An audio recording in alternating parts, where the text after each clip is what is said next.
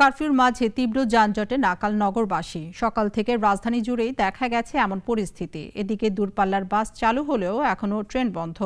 আগাম টিকিট কিনে বিপাকে পড়েছেন যাত্রীরা। সব মিলিয়ে চরম ভোগান্তিতে সাধারণ মানুষ। সাইফুল শাহিনের রিপোর্ট।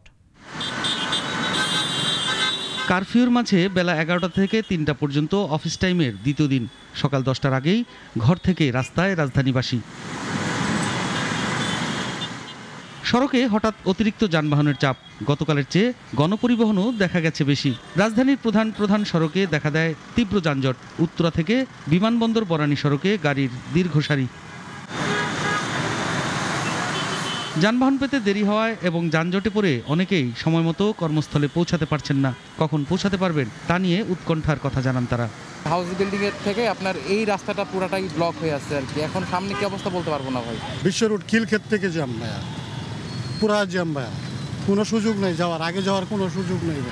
অনেক গাড়ি চলছে, সব জেলা থেকে গাড়িও আসছে দেখতেছি। এলইডি এক্সপ্রেস বন্ধ, তারপরে 10টা বাজে শুরু হয়েছে অফিস, সবে গাড়ি অবরোধ শেষ হয় 10টা বাজে, ওই একসঙ্গে সব গাড়িগুলো বেরোয় আসছে। আজ থেকে স্বল্প দূরত্বে কিছু লোকাল ট্রেন চলাচলের কথা থাকলেও কর্তৃপক্ষের নির্দেশে তা বন্ধ রয়েছে। মানে চলার কথা ছিল 2-3টা লোকাল ট্রেন চলার কথা ছিল, স্বল্প বিরুদ্ধে যে রুটের যে ট্রেনগুলো ছিল 2-3টা চলার কথা ছিল। বিকালে দিচ্ছে কন্ট্রোলার, আবার রাত্রে 10টার দিকে আবার কন্ট্রোলার দিতে বাতিল করছে।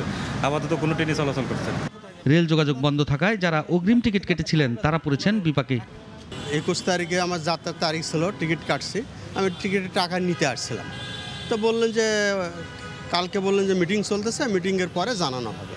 তা আজকে আবার আমি আসলাম সেটাই জানার জন্য। শুনলাম আজকে চলার কথা কিছু দূরত্ব, পরে ভাবলাম যে যদি যায়, আমাদের টিকিট কাটা আছে, এখন তো এটা টাকা ফেরত নিতে হবে, নাহলে যদি আজকে খুলে তাহলে আমি চলে যাবো। এখন ভোগান্তিতে আছে, বাস চলতেছে কিন্তু ট্রেন চলতেছে না। এখন রিফান্ড না করলে তো আমরা বাসেও যাইতে পারতেছি না।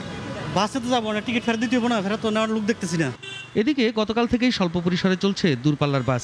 পরিস্থিতি স্বাভাবিক হলে সারা দেশে পুরোদমে বাস চলাচল শুরু হবে, জানিয়েছে পরিবহন মালিক সমিতি। সাইফুল শাহিন, নাগরিক, Dhaka. Walton air conditioner exchange অফারে স্প্লিট এসিতে 23,000 টাকা পর্যন্ত নিশ্চিত ছাড়।